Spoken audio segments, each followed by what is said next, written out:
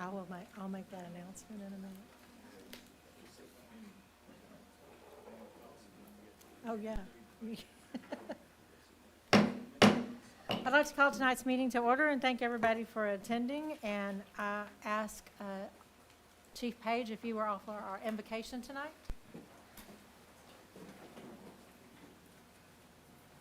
Heavenly Father, God, before we come to you, we ask you to watch over the proceedings here tonight. Your will be done in all things. God, we ask you to watch over these people, keep them safe as they travel home. God, we ask for the blessing of your rain from our earth that's so large. God, we ask these things in your Son's name. Amen. Amen. Please join me in the pledge. I pledge allegiance to the flag of the United States of America and to the republic for which it stands, one nation, under God, indivisible, with liberty and justice for all. If you haven't done so, please silence your phone. We're going to turn the comments over to Bert for a moment for community interest. Nope. This is just really some information. We had a total of 9 water leaks over the weekend, last week and over the weekend. The leak started out on Pecan Street right across from Legend Bank, and then we had, when we shut that line down, we had a valve that leaked right out here at the corner of our building on Pecan Street, and then Pecan Street where it intersects with Home Street. And then as we were working on those Saturday, one popped up on Greenwood Street, one on Mill Street out toward the end of Mill Street, which was basically, it wasn't a water leak. Well, it was a water leak, but it was a fire plug that had started leaking. And then we had one that was repaired today on North Mason right at the railroad tracks. One by the First Baptist Church, and then today we had one over on Central Avenue, and where was the other one, Stoney? Did I leave any out? I think you got them all. Okay. Anyway, kudos to our guys.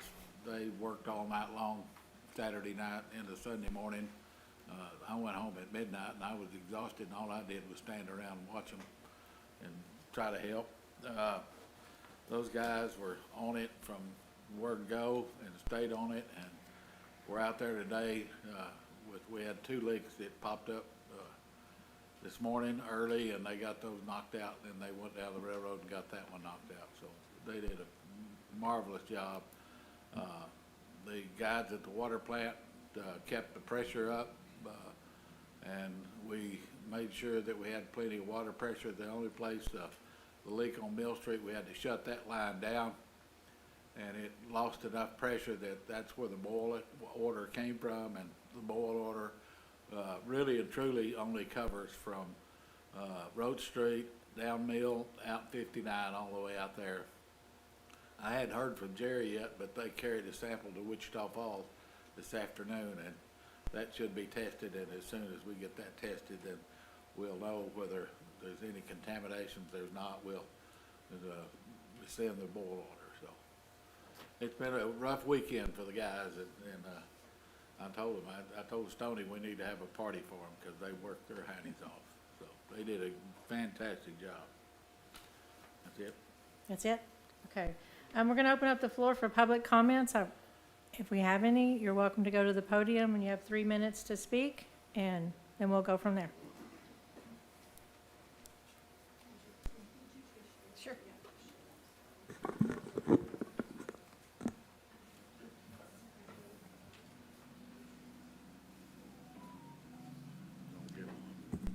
My name is Glenda Durham.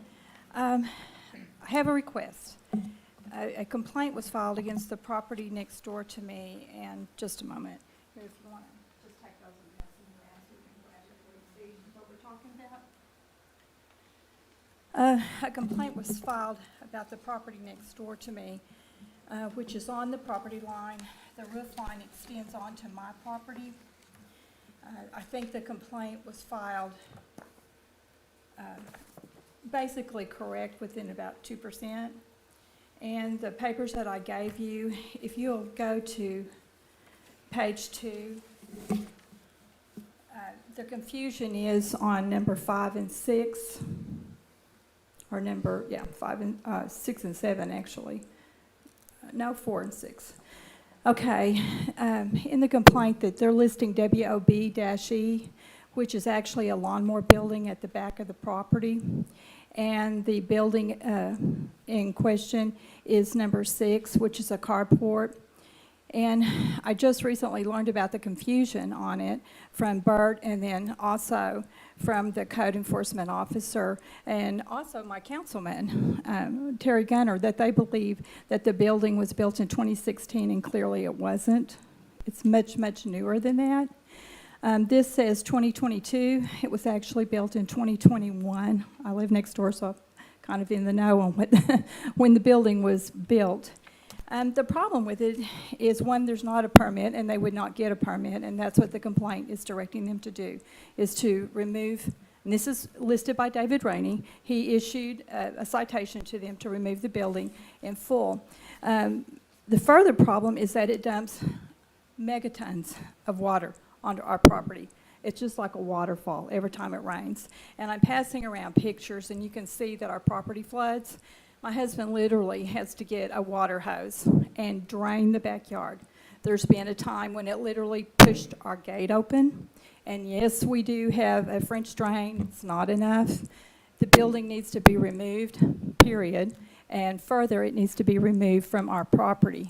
That's one issue. The other issue is that the judge has refused to hear the case. I'm not sure why she's denying due process. I'm not telling her how to decide a case. I'm just saying we need to have a hearing. Then that's what the code enforcement has asked. And so she has refused to do that. My suspicions is still it's on the time confusion. She thinks that the building was built in 2016 and it was not built in 2016. It was built in 2021. So your next question to me is, why are the dates different? Because the house changed owners, and with the last change of owners, it was actually finally registered with the tax appraisal district, and I have called and I have checked on that. So that's the difference in that. So I'm asking you, one, that to understand that there is a time confusion. I get that, I see that, and I've given you the proof of when the building was recorded, built, or registered, but I can tell you from living there, it was actually in the late fall of 2021. And two, I'm asking you for a hearing before the judge, and that she understand that she has made a mistake, and to just correct it. It's one thing to make one, it's another not to correct it. And that's what I'm asking her to do. So thank you. And Thank you. I'd like to have my pictures back if I could. They're right here. Well, obviously, this is not an item on the down, so no conversation will be had with the council tonight over this. Do you have any other public comments? All right, then let's move on.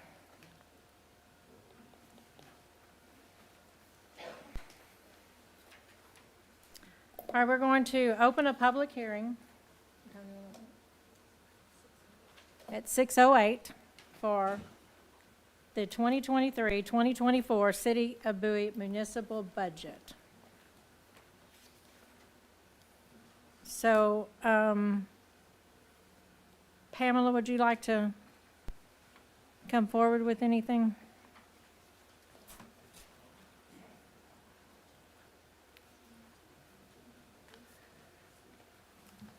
This is basically the same budget that we reviewed a couple times in the past. But on page 2, on our debt service, please note that there's now an ambulance in there for $380,000 that we talked about at the last workshop.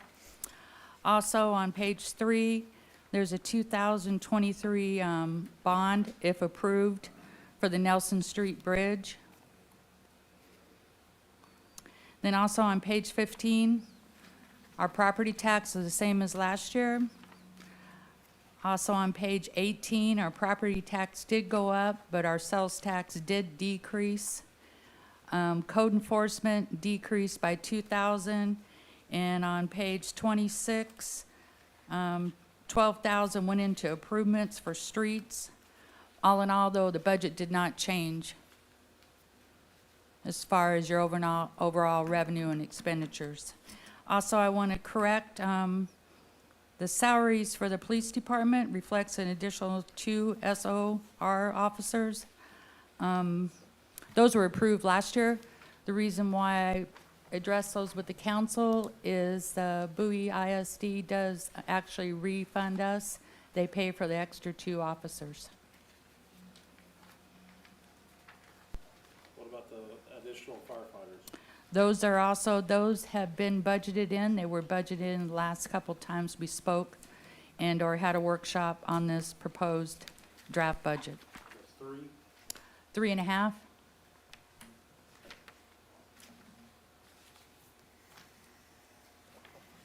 All grants are in there, the FEMA grants that you'll be taking a look at tonight, the 10% match for the water, wastewater, the city hall, and the emergency operation and the water plant. The 10% is in there. Everything that we discussed in the past, we have addressed on the recreation department on the 70,000 for the swimming pool reline. It's still gonna be close to that amount.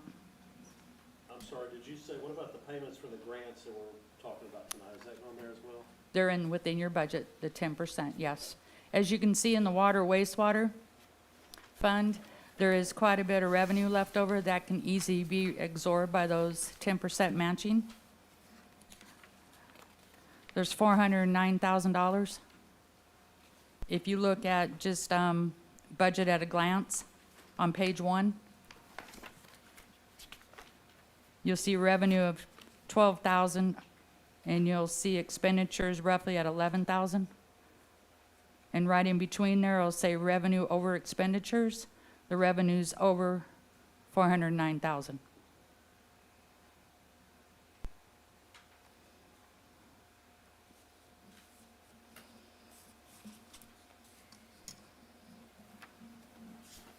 This is a public hearing, so if there are any questions from the public, you're welcome to question too.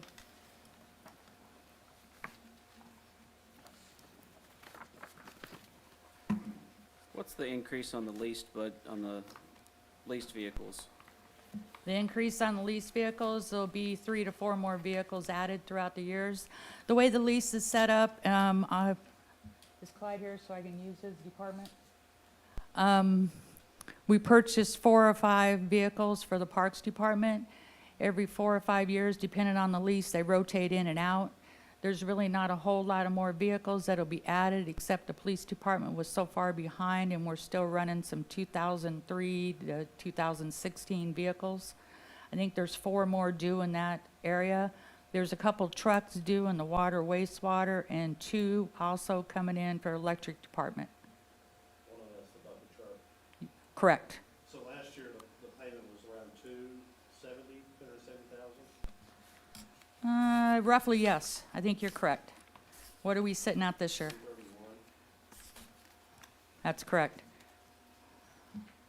So with our program, obviously, it's been a while, can we possibly save money, downsize some vehicles? Because some of these trucks are kind of big for what we use. Yeah. Is it possible? City manager and I have discussed that, and he is discussing that as we move forward with the department heads. Because I understand that vehicles have gone up because after the COVID mess and stuff, the vehicles, Yeah. prices. Of course, none of us projected this when we signed it. Well, I'll give you an example. A Ford 150, we used to budget it up to 30,000. Now we have to go up to 40. And the aftermarket is, we always need something extra on the flatbeds or, more suspension underneath for the load we carry, and that's also But in return, increased. when we send the vehicles back, we're getting a higher value of the vehicle. That's correct, depending on the mileage and the usage, yes.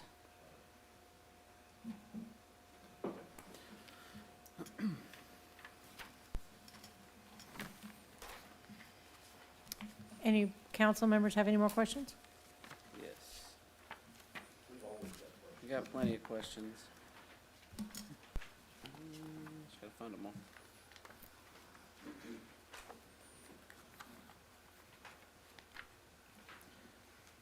So on our current debt, what does it come up to be?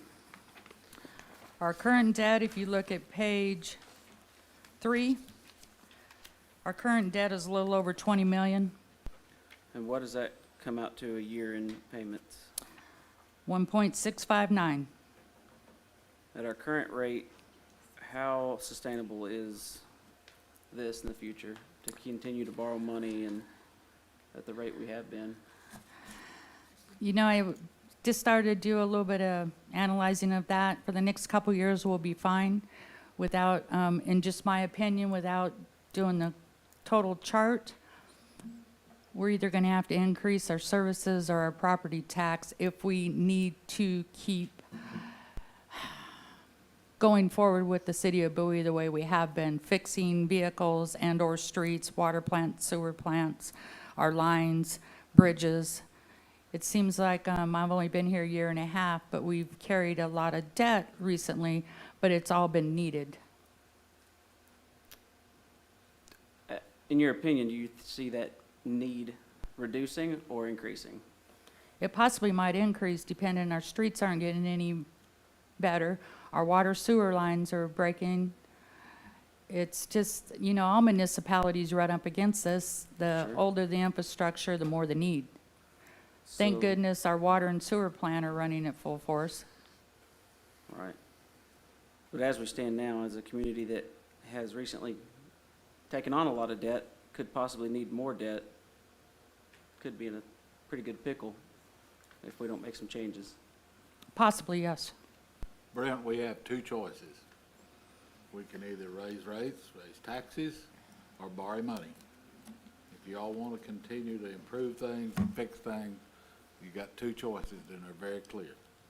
So, you know, you got to figure it out. I've made some recommendations about increasing some fees and whatnot.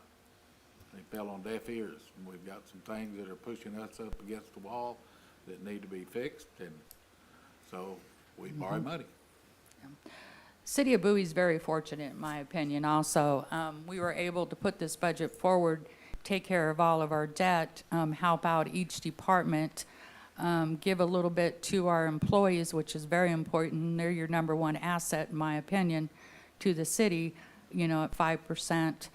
But also, we were able to keep the property tax level. But how many more years will we be able to do that? Time will tell. Okay. And on the raises, is that 5% across all departments, or how is that determined? Well, the department heads are responsible for their employees, 3 to 5% per the merit increase policy we put forward. Bert is in charge of the department heads, of course, and then councils also has a couple that you also will review and give out raises. So there's tiers down or Sure. up, either which way you want to put it. Okay. But there is 3 to 5% in there. Basically, there's 5% for all hourly employees, and then up to 3 in a lot of areas, dependent on the position held, the amount they make, and there's just a lot of different moving parts there, their attendance.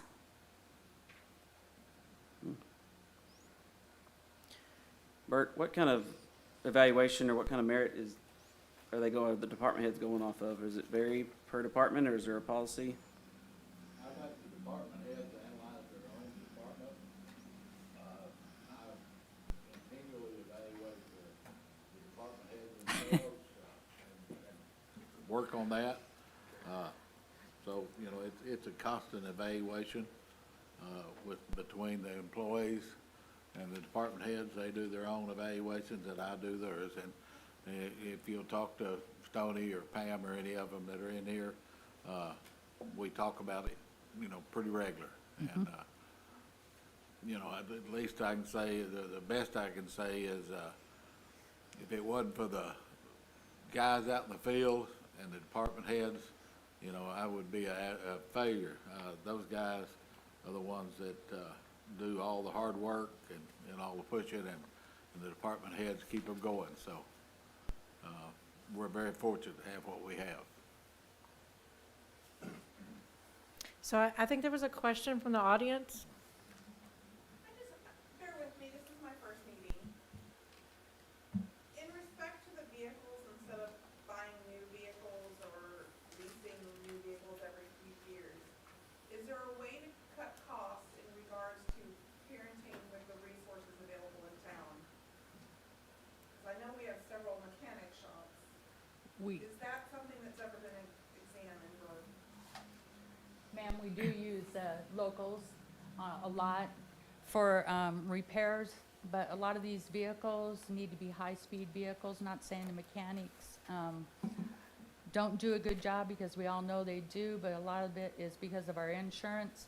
If an incident occurred and I have to file it, and the mileage on that vehicle, or the tires weren't rotated, or the struts were 12 years old, then the city's in liability. That's why we rotate these out. We don't want that liability as a city also. If we have to pay a little bit more, then so be it, to keep our drivers safe and the city secure. But we do try to always shop local.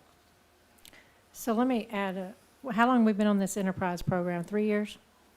Yes, yes, ma'am. So 3 years ago, to add a little bit of history for you, we went to the enterprise program because it was going to save us money, especially on the repairs and the resale of the vehicles that we were getting every 3 to 5 years. The city had been known to keep vehicles for what, Bert, as many as 20 years? 25 years. So the resale was not there. So, and all those, and compiling all that, enterprise was a less expensive way for us to go.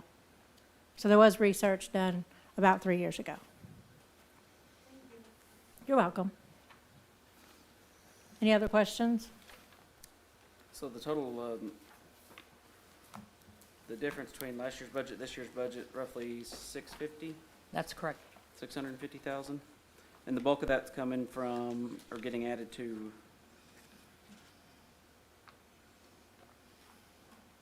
what department? Well, you can see that all the way down. There's 112 added to police, there's 220 added to fire. As you can see, the street department is decreased 68. You can go all the way down. Recreation went up 78,000. It's just a little here, a little there, that increased the general fund by $511,000.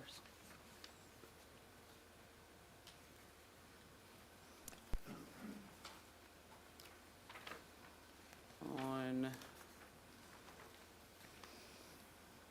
the fire department's increase is mainly due to personnel? Personnel in the first ambulance The payment, ambulance, okay. How much will that come out to be, the first ambulance payment? a little over 100,000.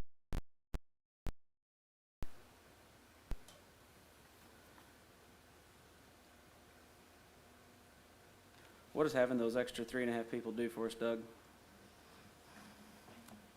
It helps to cover EMS response for that third truck. It gives us essentially a guaranteed fire response. Today, both ambulances are out, which happens frequently. Anyone that ever listens to us knows that they're always running. We have nothing for fire response.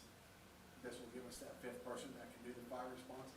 They can also do fire inspections. They can do hydrant testing, pre-fire plans. There's many different things that they can fit into the role that currently we can't do because we don't have enough personnel or time.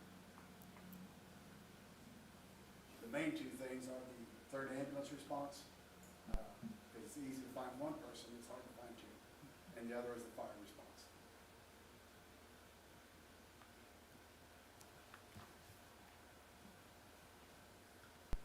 You mean cut down on the overtime Per person, per person? per person. How much would that cut down? Right now, we're budgeting outside of built-in overtime, which is considered part of their salary. Half of the 144 hours. overtime budget goes back to additional overtime. And that additional overtime figure right now 156 hours per person per year. This will knock this down to about 96 hours per person per year. So we'll be saving money. By paying this three, as far as the overtime, I'm sorry? this be saving us money versus paying all the overtime at time and a half? No. No. No. It'll reduce the per hour Right, per person, yeah. but we don't increase the overtime budget either. By adding 3 people, we're still not increasing the overtime budget. And we haven't increased it since 2018. We've been at that 96,000 level, and again, half of that is actual salary. It's hard to understand. I was unaware till recently, the way we were booking our overtime straight time, because the fire department goes to 214 per month. That overtime shouldn't hit the overtime line item until they go till they go over the 214. The way our system was set up, that was not occurring. A lot of the regular salaries over 80 were going into some of that overtime, or 86. They were set up more like a fire department. A police department. I have since changed that. Beginning of the year, you're gonna see a reduction in the overtime because of that. It's not overtime, it's actually straight time because of the hours that they can work before they get overtime. So you're just breaking it apart. I am. So, It'll be more true and blue and you can see what the actual overtime is. because Be- 3 additional people are not gonna. Jason. They're not gonna cut down the overtime. It's just gonna neutralize it possibly. And so we're always gonna have overtime with firefighters, but what that's gonna do is, it's gonna have an extra person there, if I'm not mistaken, to actually man a fire truck when you have both your ambulances out. How often does that occur? That you have both your ambulances out? January, we had 24 double bumps where both ambulances are out of pocket for anywhere from an hour to 2 hours, depending on the calls. 24 times in January is what that happened. So you had 24 times where there was nobody available for fire response Way back in January? in January. Okay. Do you have any current There's moving 23 pages of Moving data. parts, Yeah. moving parts. Yeah. So I just did the first month of the year, and that was 24 double bumps that happened. We didn't have availability for fire response. Luckily, we didn't necessarily need it. Correct. If we can predict when they're gonna happen, we can just staff those times, Okay, but we can't do that. can you work on that? We'll try.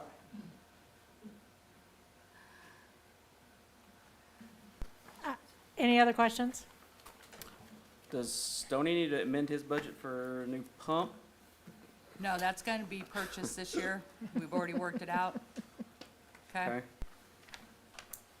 fact, I think it's on order. Is it red? We're gonna paint it pink. Pink and green. It's like a little inside joke there. Oh, I just thought maybe he was turning red or something. I love you, Stoney, you know it. Any other questions, Brent? Yep. So as far as the streets go, what, we're having a lot of these issues. I know, let me read into the future. Do you predict to see more of this, or are we hitting some of the high notes with the infrastructure money, with the repairs you're making now? Well, we still have almost 700,000 in infrastructure money that can be used for some of these. Hopefully, the one across the street, we can get some help with that. It was on TxDOT's road, so hopefully we can get some help reimbursement with that. Right now, the wear and tear is on our employees. Okay.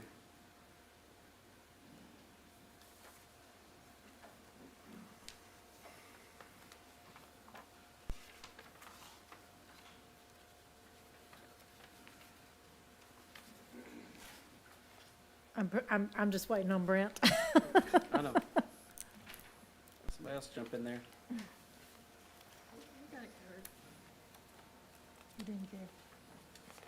It always makes me nervous when he comes with a lot of tabs, you know? I want to go up there and hide his book when I see it. I got a lot of them. I know. And just so I'm clear, we're paying off the fire truck through all. That's correct. There'll be Okay. 2 debt service that'll be The- paid off last Yes, year. ma'am. And we're also paying off the airport fuel system and the police body cam. That's correct. So that's gonna be paid off. That's So how correct. does our credit, I know me and you spoke, how is our credit rating looking right now with the city being 20? I have a call on September 6th with Government Capital Security and the S&P rating. They'll send me, Deanna promised, to send me an email prior with the questions. I will answer those questions and send them our financials in depth, and then they'll give us another rating. I have been through this before in Texas, so I'm sort of versed in that area, what they will be asking. I don't think it's going to jeopardize us right now on our S&P. I believe has a AAA rating, which is excellent. If we keep going out for debt in the amount of $2,000-3,000 per year, it's like you buy a house, and then you buy a car, you buy a boat, and then you buy a fifth wheel, and then you buy a motorcycle. Each time it hits your credit, pretty soon it's going to impact that. No different. The city's no different on the S&P rating. But right now, we're strong. As long as the revenue keeps coming in and our fund balance stays strong, our sales tax and our property tax are where they should be, I don't think we're going to have too much of a problem for a while. And just to touch on what Brent was talking about, where we're transferring the 1.2, are we going to, you said we've got about 2 years left. Yeah, I don't think we're going to have So- a problem for 2 years. Do we need to start being proactive and start next year? And Absolutely. City manager and I and the mayor have briefly talked about this just last week in Bert's office. And we're starting to circle the wagons and see what we can't come forward with for a solution with how to get forward with keeping our revenue where they should be to keep our City of Bowie moving forward and still be able to pay our employees wage. What was the total debt? Our total debt, 20 million.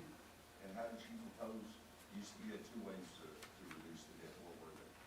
What I was increasing electric rate by half I'm sorry, I didn't hear what you said. Increase revenue. not One of debt. them is increased the electric rate by a half a cent per kilowatt hour, which would bring in an additional about $350,000 a year. I presented to council at the last budget meeting with a way to add money to our utility bill for a street improvement program. That seemed to fall on deaf ears.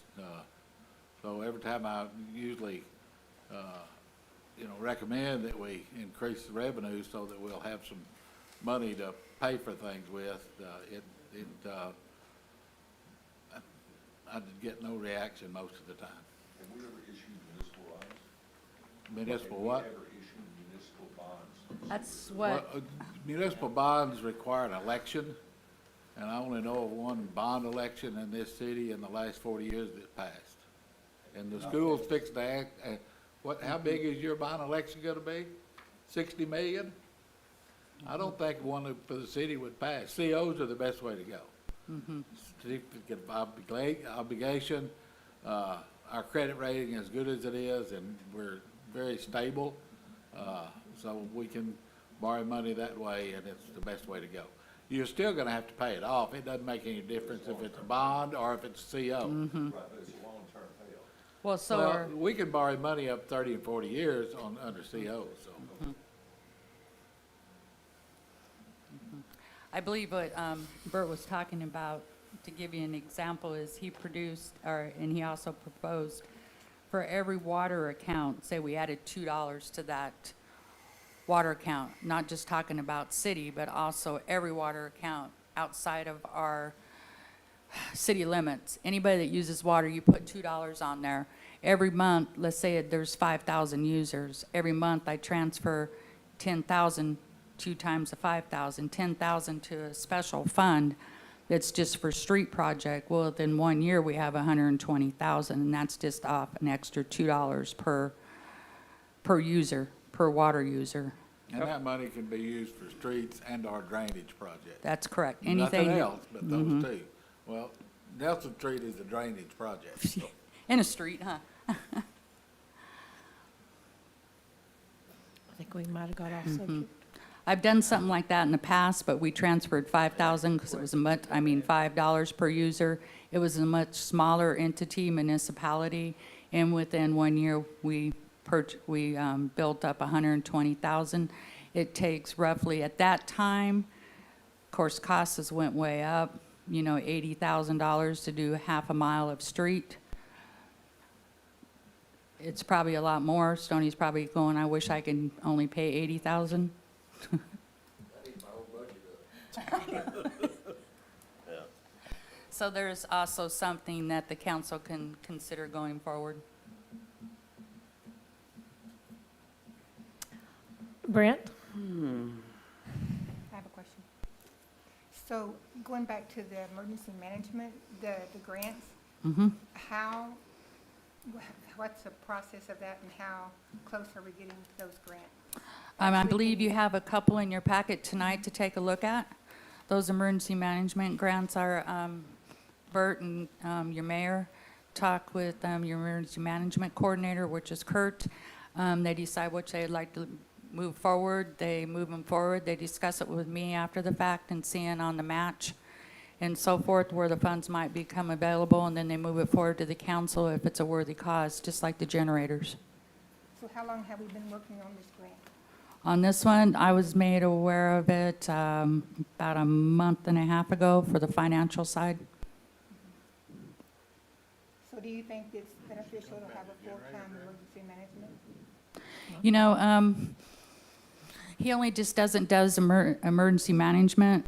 He's been over, and I don't like talking about an employee when they're not in the building, so I won't mention his name again. He's been over and helped several times as far as computer-wise, server-wise. He's helped me hooked up different printers, scanners. He's also helped me write documents when I'm in a pinch. As far as just emergency management, that's not all he's doing at this time. Thank you. Of those grants that we are applying for, any idea how much a match would be for those, or what kind of obligations we have with this? Which one are you talking about? The ones that are in front of you tonight? Just in general. Just in general, the ones tonight in front of you are for generators, and they're 10% matching. I think the total was 70, 40, so let's go 150, 160,000. Is that in this budget? Yes. Remember when I talked about the revenue over their expenditures? If those get approved, that's easy adjustable. There's also a community development block grant, 75,000. That'll be coming out of the water fund because it's a new water line going in down by our downtown. Wichita, Hutchinson Street. Thank you.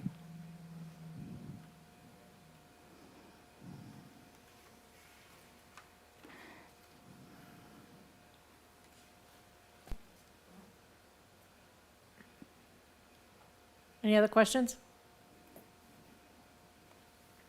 No? Okay. I'm sure there are, I just can't think of any. I'm sure Terry has some also. I'm sure he does. He's not here. He'll be here. Yeah, but he realizes he's sitting real close to me. I can.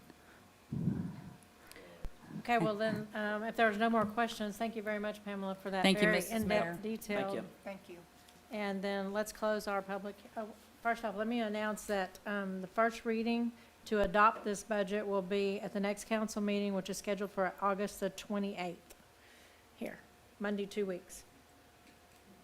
So we'll close our public hearing at 6:38.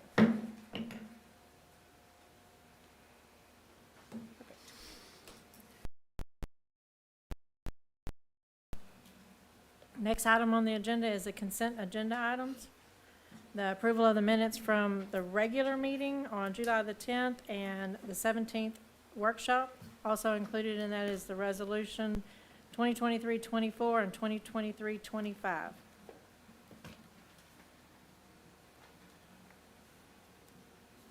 Remind me again what those were? One's That- a that- write-off for right. the utility account, the other one is a write-off for the library Library. fines.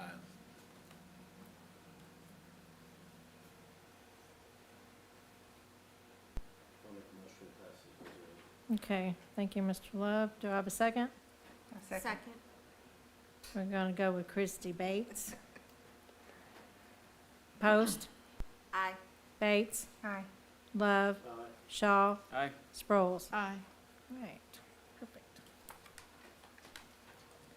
Our next item on the agenda is the old business of the second reading of ordinance 2023-02, an ordinance providing for a general election in the City of Bowie, authorizing the Montague County Elections Administrator to officially conduct the November 7, 2023 general election, setting forth council positions, terms, establishing regular and early voting places, and establishing an effective date.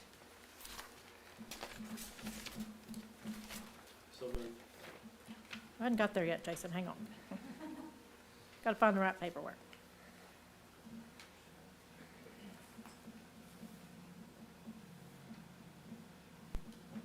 All right. Jason made a motion. Do I have a second? Second. Post? Shaw? Yes. Love? Bates? Aye. Post? Aye. Sproles? Aye. Cool. All right, now we're going to get into new business, what all you people are here for. The new business will be to discuss the proposed 2023-2024 municipal budget for the Bowie Economic Development Corporation and the Bowie 4B Sales Tax Corporation. So we will start with the Bowie Economic Development Corporation. Thank you. I'm not sure what all you have in your packet relative to our budget. Dave? The microphone doesn't work if it's away from your mouth. Okay, the EDC basically has two categories of expenses. One is its ongoing operations. The other is business recruitment and retention. But I'll skip down to the bottom of your page. It has annual revenues. Our ongoing annual revenues are budgeted to be $822,000. Of that amount, $650,000 is our projected sales tax receipts. To give you some kind of comparison, we'll finish this fiscal year with $680,000 in sales tax receipts. So we're saying we're going to decrease that a little bit and be more conservative. The balance of that $822,000 is rent on some rental property that we have, and also some interest earnings. Since the interest from tax pool has gone up, there'll be a little bit of additional revenue there. So we're projecting annual revenues for ongoing operations of $822,000. $650,000 is sales tax revenue. Then on the EDA grant, that's going to be a big project. This grant was approved about 3 years ago, or we were approved for the grant about 3 years ago for to accomplish two specific projects. And during that 3 years, costs have gone up significantly. So we're going to have to get to a certain stage in our documents and study, so that if we could go and apply for more funds. If we can't get more funds, we may have to forego the grant, or maybe not accomplish a project, or maybe one project, or maybe the other project. So that's what the $1.4 million is for. So on that grant there, there has been some money spent on this project. Yes. To be able to go back to the EDA people and apply for more funds, you got to have some engineering studies.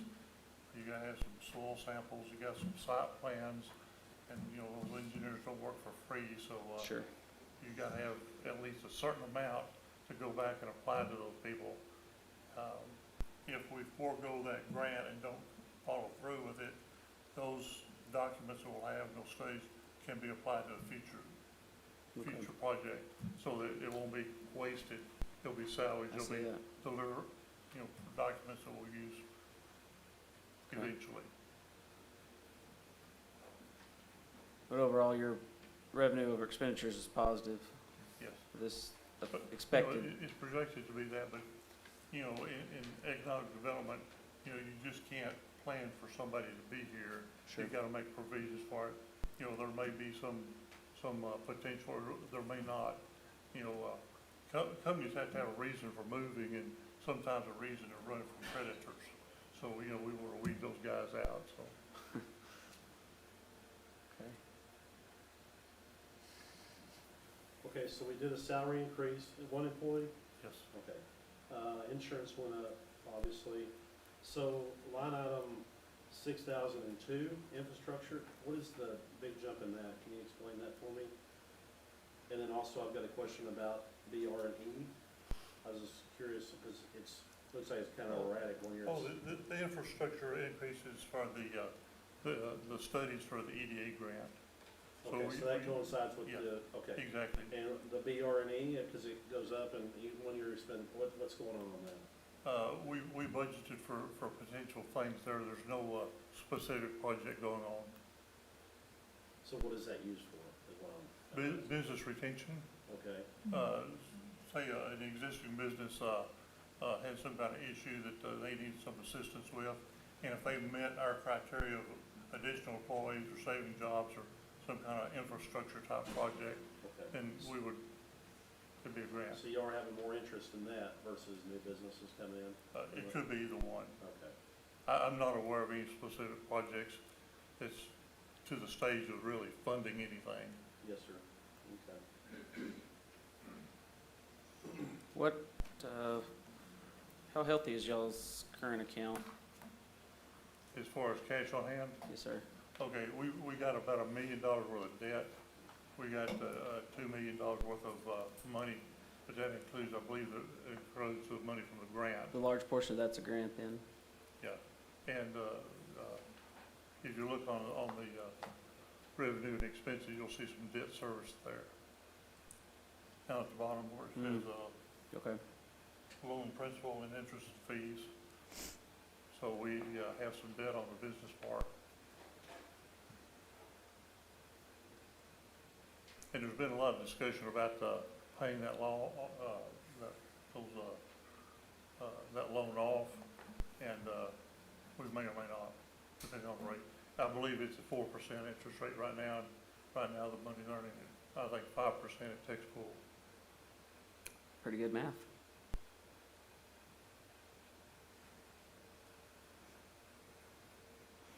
I'll make a motion, we accept this budget as presented.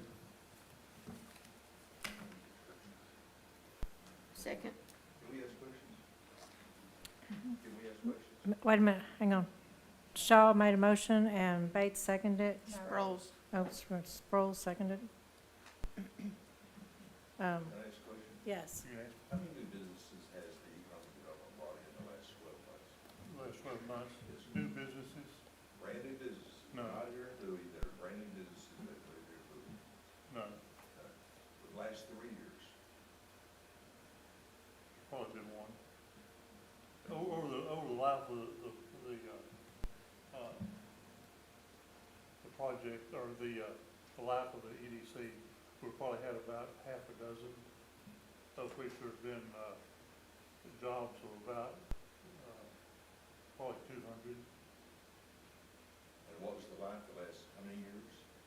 20. 20 years, we brought in 6 new businesses. And what is the budget for each year? 800,000? Yeah, we break in about 800,000 a year.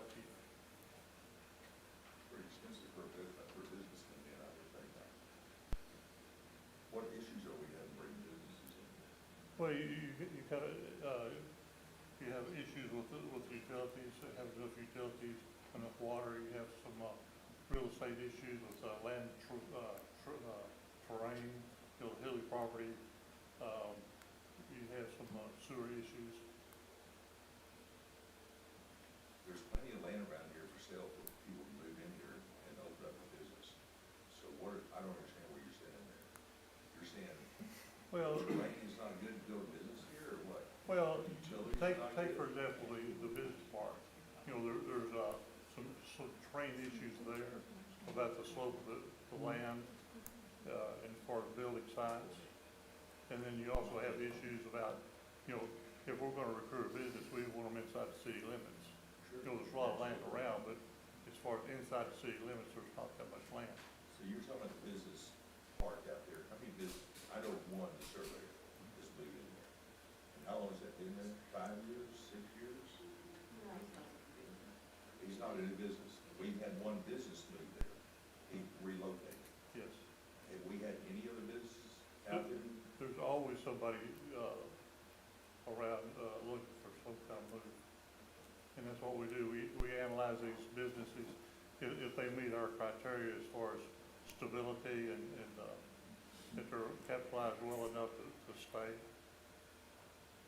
So you're saying the terrain is not good to build buildings out there? Well, if somebody needs like a 200,000 square foot building, you gotta have, you gotta be level enough to meet their needs.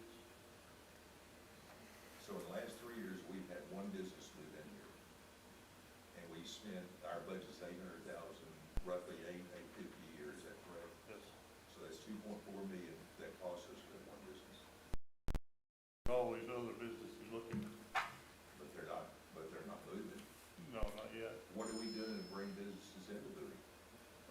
We advertise in different, media advertisements. There's some, also we're members of the, some organizations that, deal with the state as far as new, prospects. What incentives are you giving people to move business in there? They're tied to new, jobs. It's all dependent on how many jobs they're bringing, so it's so much per job that they're bringing. And if someone's bringing a business with 50 people, what would be the incentive for me to move a business here? You know, it would be, if they're primary jobs, then, I think in the past it's been about $2,500 per employee is the grant. I really find that 2.4 million, I'm not trying to call it down the park, 2.4 million for one business, doesn't seem like money well spent. Maybe I'm wrong. But those are manufacturing I'm jobs sorry? and industry, that's not just retail. There's a lot of retail. Yeah, that's primary jobs, Do I? manufacturing jobs. A lot of retail. Yeah, the little retail companies, I mean, they come and go, that's really, I'm talking about industrial type manufacturing companies, or distribution companies. When was the last one to move here? Or open up shop here? Who was it? We certainly have people that would like to have a job here, or you would think they would. But we're not bringing business in here to entice people to move to it. Yeah. If you'll check the newspaper and the shopper, you'll find that the companies they brought here are constantly looking for new employees, constantly. Outside of Bowie or inside Bowie? Inside Bowie, outside of Bowie, they're advertising all the time. They can't get enough help. So that's kind of an issue too. So American Hat, WL Plastic, all those people are constantly looking for employees. So, and those are two that I named that the EDC has brought here. Two companies that the EDC's brought here, is that what you said? Do what? Two new companies that they brought here?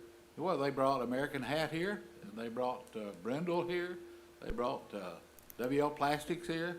Those companies been here for a long time, I know, a long time. Yeah. I mean, I'm talking 15. but they've all grown. And if you'll talk to the people at American Hat, they'll tell you that the EDC is constantly helping them with things that they need. And there's other organizations within the town that does a lot of help too. So, Any other questions? Council, let's take a vote. This is to approve the Bowie Economic Development Corporation. Gunner's not here, sorry. Love? Bates? No. Host? Aye. Shaw? Yes. Sproles? Aye. Thank you, Dean. good job, Dean. All right, so the next one is the Bowie 4B Sales Tax Corporation, and I think Ward Wallace is going to speak to us. Thank you, Ward. Sure. All right, I think everybody's got a copy of the budget request for 2024. Basically, we're coming up with a budget of about $1,492,798. That is about a 1.3% increase over last year. Most of that was keep up with inflation. Current revenue is about $731,000 estimated, $731,600.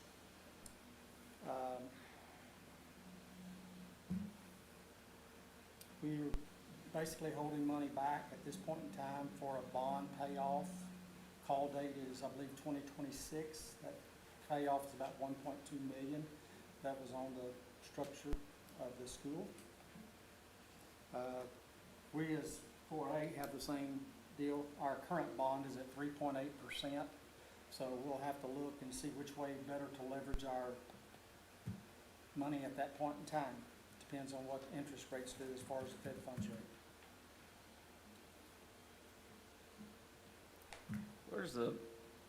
Is tax the only revenue source, or is there, Currently, our revenue, sales tax is about $650,000. Parking fees is about $6,500. A little bit of rent, NCTC rent about $100, and interest on cash is about $75,000. That comes up to the $731,600.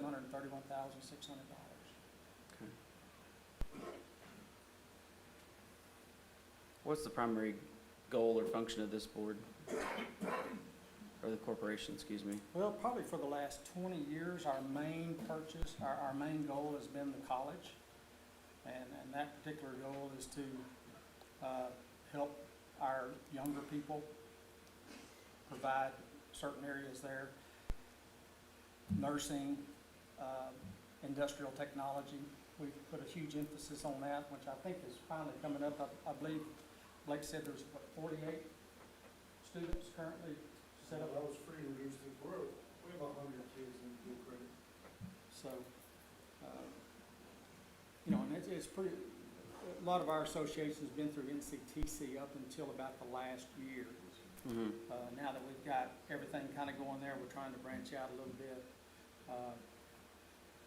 Recently the new hospital coming into town has reached out to us. They're looking at bringing somewhere between upwards of 60 to 70 employees to town. And as y'all all know, in the medical community, those aren't minimum wage people. They're above wage people. So we're trying to help them out also. So what kind of impact does having that educated workforce that we've supported, it seems like, what kind of impact would that have on our community as a whole? Well, first of all, I think it would help out with the industrial technology, would help out with, like we were talking about with Dean there on the 4A, provide some of that workforce needed for American Hat, Brindle, WL Plastics, things of this nature. So that's our hope and our goal. You guys have a number of kids that don't go to college that go straight back into workforce here in Bowie? You all have that number, and Blake, do you?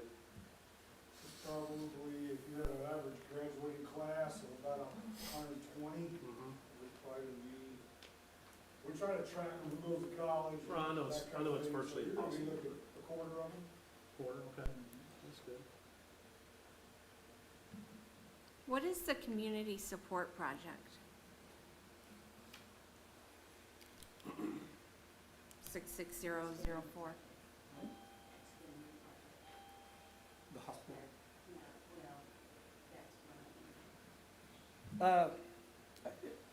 Really, the community, we're also in with 4A on part of the grant process for helping out. 4B also did part of that, just to kind of partner with them. Okay. We've been very fortunate as far as we've been extremely conservative over the past 20 years, so we've built up some cash, so we're able to do things like the hospital. We're able to come in there. We've offered them certain stipends. You have this many people the first year, we're going to do so much, second year so much, and it's all based on employees. Okay. And the main thing is remain as conservative as possible to retirement of debt. Thank you.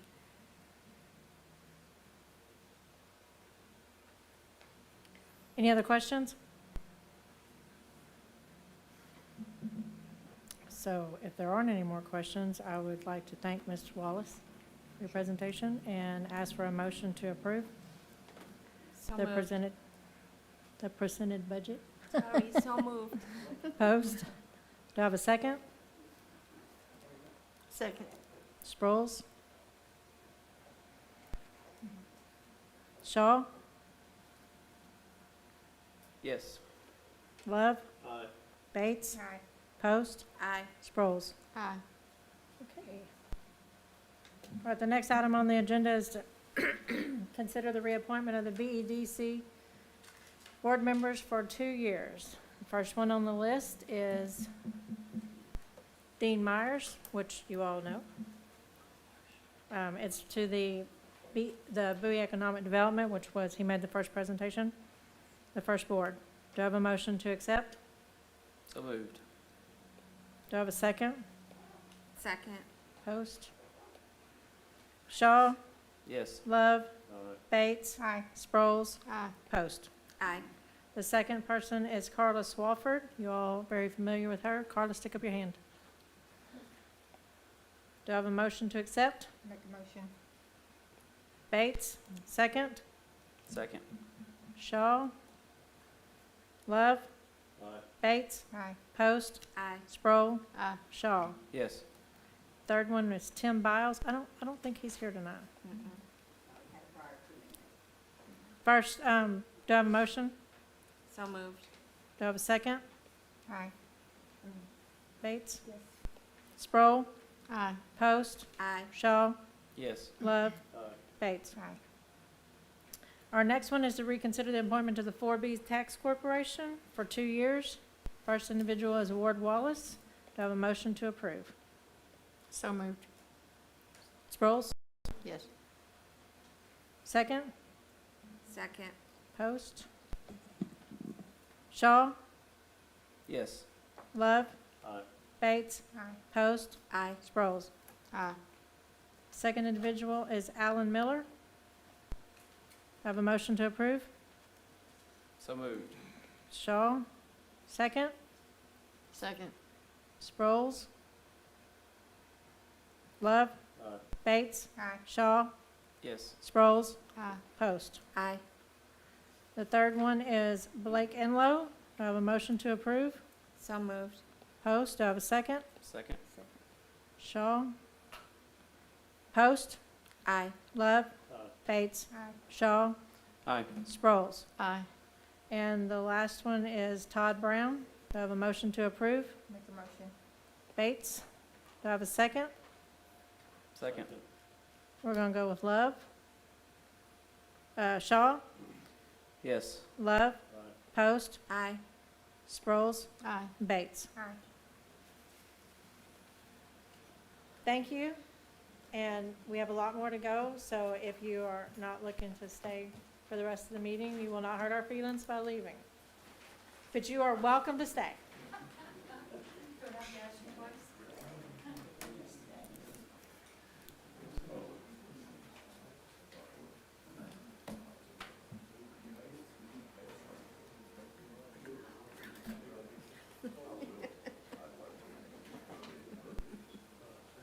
Manny's back there. I thought he was. I thought I saw him come in. No, I haven't seen him. Until just now. All right, so the next item on the agenda. The next item, it threw me off my game. The next item on the agenda is to accept the annual Waste Connections Consumer Price Index rate. Some of you have had questions. This is a part of a contract that was entered into with Waste Connections, I believe in 19. It's an annual rate adjustment. The letter from Waste Connections is in your packet. And if you have any questions, now's the time. So this is an obligation, not a request? This is an obligation, a contractual obligation, yes, sir. And this will increase citizen rates as well? It is a pass-through, yes, so it goes out to the end user. Can you tell me what type of increase the citizen will see? Well, let's see, it's in your little document here. 4.72% of, Of your bill? So the residential, where's the residential can? Pamela, you got the residential can in your hand? I do. thank you. Thank you, Mayor. The residential on a single polycard will go up 74 cents. On an added polycard, it'll go up 34 cents. That's what I wanted to hear. On a commercial polycard, it'll go up $1. So the increase is minimum. Okay. That answer your question, Laura? Yes, it did. Thank you. Thank you. Okay, so guys, I spoke with Bert and the mayor this afternoon about my concerns with Waste Connection. I feel that, and I've spoken with Stoney about this, and the trash trucks are tearing up the roads. Absolutely. Okay, I'm not saying they're 100%, but they are causing havoc on what we've got. Am I wrong? Am I wrong saying that? No. Okay, so Let me interrupt you. just a let me second. finish, and then you can, then we'll talk I'll here. tell you why they're tearing the road up. Well, the reason they're tearing the road up, when this agreement was made back in 18, they had a smaller trash truck. Now, they've gone to a bigger trash truck that weighs almost 60,000 pounds fully loaded. Okay? If you look, a 60,000 pound truck is equivalent, one pass down the road, 1,400 car trips. Okay? So they are tearing up the roads. I'm not asking for them to come in here and step up and pay for roads. I simply asked the mayor and Bert to visit with them. I thought there was gonna be someone here tonight, but to visit with them, to see if we can work something with them. I'm sure they will, because they're starting to, I guess they're starting to work with you, Bert, on other things. Yeah. So, that's my concern, because our roads are fragile. Bert mentioned that if the people would put their trash cans farther in the road, because that's where the trash cans are tearing up the sides of the roads, if you notice, and of the curb, and possibly that could be a solution, if everyone would get on board on that. But, that's my concern. The with solution Waste can't be we put our trash cans in the middle of the road. No, like further in the road. I'm sorry, not in the middle of the road. I misstated. Off the curb Off the and curb onto the further. street. Let's just say off the curb further. Yeah, it's for sure not in the middle of the road. But, Well, there's a lot, that's- there are a lot of narrow streets also that, like on the street I live, you couldn't do that. Our neighbors are real good about doing that, but then when we try to back out of the driveway, we're hitting their cans. Mhm. So you start putting everybody's can in the road, and that just doesn't necessarily work on a narrow road. I think, Just my to opinion. Jason's point, though, I think we can come to the table and see if there can't be some kind of solution to a lot of these issues. I'd like to see an agreement or a solution quickly as possible. I know if we don't vote on this, then it breaks our contract with them, which, I mean, but as long as we have, I mean, Bert, I know Bert's gonna get on it and work with them. I mean, I don't have a problem with the rate increase, but, I mean, I'd like to see, before the next one, I'd like to see something, at least some kind of a plan. 'Cause we also have, being that they are a lease customer, we have the same CPI index for the rent too, right? That's correct. So is that what's the difference in that? It's not as much, but No, the CPI increase basically across for labor and or equipment is 4.72 or 5%, and that's just, they're asking a little bit lower. Okay. So they're right, what everybody else is asking, as the council is aware of, that's why we asked for a 5% increase for our hourly employees, because the cost of living and the CIP increase. Mhm. So, The root cause of the problem is not the trash truck. The root cause of the problem is how the roads were built years ago. And until we fix what's underneath the roads and then fix the roads, it's gonna continue to happen. Now, putting your poly card out off the curb in the street, right at the edge of the street is the best thing. I think I've got everybody in my neighborhood trained to do that. and we don't have any road damage. But if there's not good basin against those roads, and Stoney will sit there and just say, you know, agree with me totally. The roads were not built properly when they were built years ago, but there's not any sense in redoing the roads until we can fix what's underneath them. And of course, we're in that process.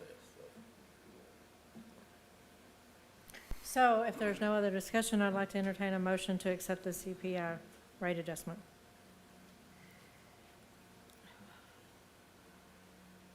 So moved. Sproles? Do I have a second? Second. Post? Love? Aye. Shaw? Yes. Bates? Aye. Post? Aye. Sproles? Aye.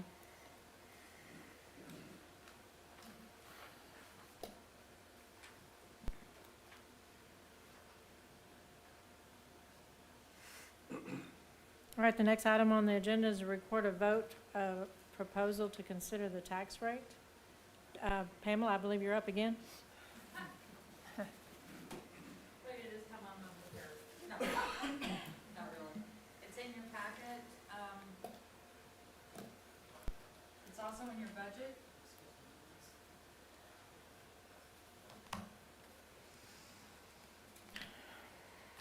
Like we discussed earlier, we did not increase our property tax.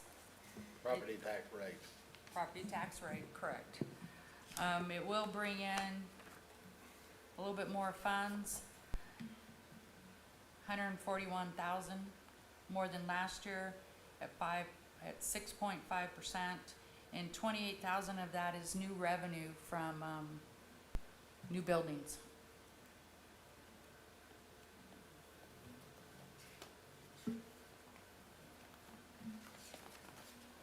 All right, any questions for Pamela? The tax rate is? 54.3, Same, yeah. same as last year. 0.5430. And we move that difference into the streets, is that correct? I'm sorry. You put the difference, your projected, what it actually is, you put that difference into the streets budget, is that correct? That's correct. A little Okay. bit of those funds, yes, we Okay. reduced, as I explained earlier. Thank you for doing that. Just put it in improvements, that's Okay. all. Okay. So we need to record a vote to consider the tax rate, which will also go to a public hearing in August, and later on in August. So do I have a motion to approve the tax rate? Yes. Shaw? Second? Second. Post? Sproles? Aye. I'm sorry. Sproles? Aye. Aye. Shaw? Yes. Love? Aye. Bates? Aye. And Post. Aye. All right, so the next vote will be to schedule the hearing. It will also be August the 28th, which is the same night as the second hearing on the budget. So do I have a motion to approve? So moved. Post, do I have a second? Second? Love? Bates? Aye. Love? Aye. Shaw? Forgive me, what are we voting on now? For a Tax public rate. hearing, Public hearing. to schedule a public hearing on the The same as our tax next rate. meeting? Yes, Yes. thank you. Post? Aye. Sproles? Aye. Thank you. All right, so the next three items are resolutions for the three different generators. And we have to vote on them individually because each resolution has to be entered individually. So the first one is a grant resolution number 4586 for the water treatment emergency generators. The grant, the resolution reads, a resolution of the City Council of the City of Bowie supporting the grant application made with the Texas Department of Emergency Management, TDM Hazard Mitigation Grant Program for the water treatment plant emergency generators, authorizing the emergency management coordinator to act on behalf of the City of Bowie in all manners related to the application, and pledging City of Bowie will comply with the grant applications. That's the first paragraph, that's all I'm gonna read. So this is on the first, this is the one we think we're gonna get first. And what's our obligation 10% in dollars? We're expecting all three of them to be right at, correct me if I'm wrong, Pamela, but right at $100,000 for all three? It's $1 million grant, and we're gonna be, Yeah. 10% of that, so it's 100,000. So this one will be a third of that.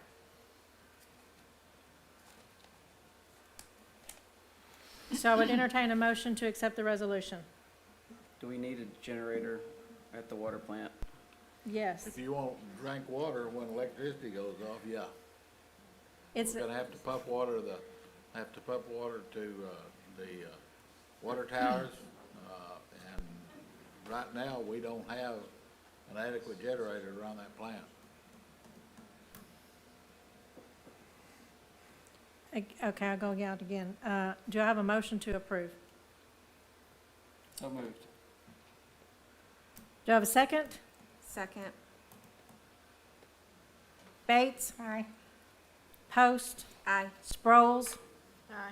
Love? Aye. And Shaw? Yes. Thank you. The next one is a resolution for grant number 4586 on the water treatment plant lift station emergency generators. Resolution of the City of Bowie supporting the grant application made to the Texas Department of Emergency Management, TDM Hazard Mitigation Grant Program for wastewater treatment plant lift station emergency generator, authorizing the emergency management coordinator to act on behalf of the City of Bowie in all matters related to this application and pledging the City of Bowie will comply with the grant requirements. Blah, blah, blah, blah, blah.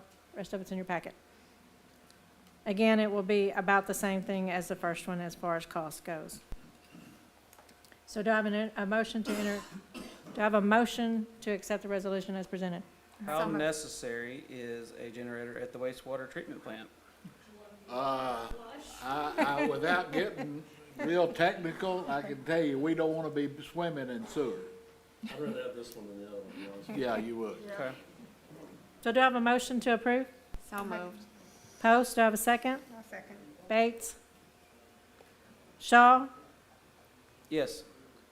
Bates? Aye. Post? Aye. Love? Aye. Sproles? And let's go down this rabbit hole one more time. Resolution for grant number 4586, City Hall EOC, alternate EOC, shelter emergency generators. Resolution of the City Council of the City of Bowie supporting the grant application made with the Texas Department of Emergency Management, TDM, Hazard Mitigation Grant Program for City Hall /EOC /alternate EOC /shelter emergency generators, authorizing the emergency management coordinator to act on behalf of the City of Bowie in all matters related to the application and pledging City of Bowie will comply with the grant requirements. And yes, Brent, to your question. Is it necessary? Do we have a current generator for this? We have a generator that's on the police station and right now only supplies electricity in this building at the back at the EOC. So no. So what, let's see, how do you get one generator to support all of these?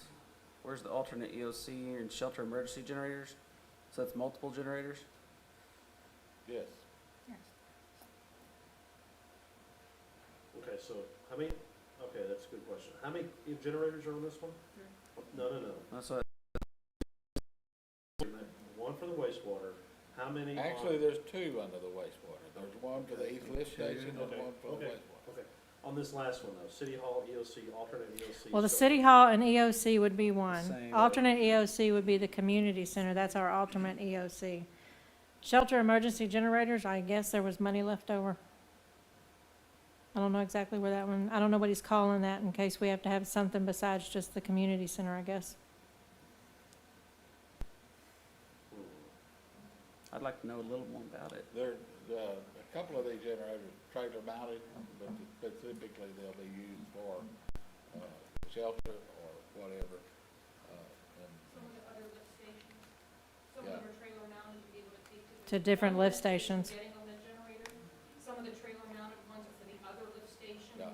or other places within the city that require wherever they're needed. we're gonna hook up for them at each lift station so we can pull up there with the trailer, Thank you. plug it in and pump it empty. Well, and the deal is we have to put something in here in our grant application as to what we're gonna use these generators for. These are areas where he's isolated generators would be very beneficial.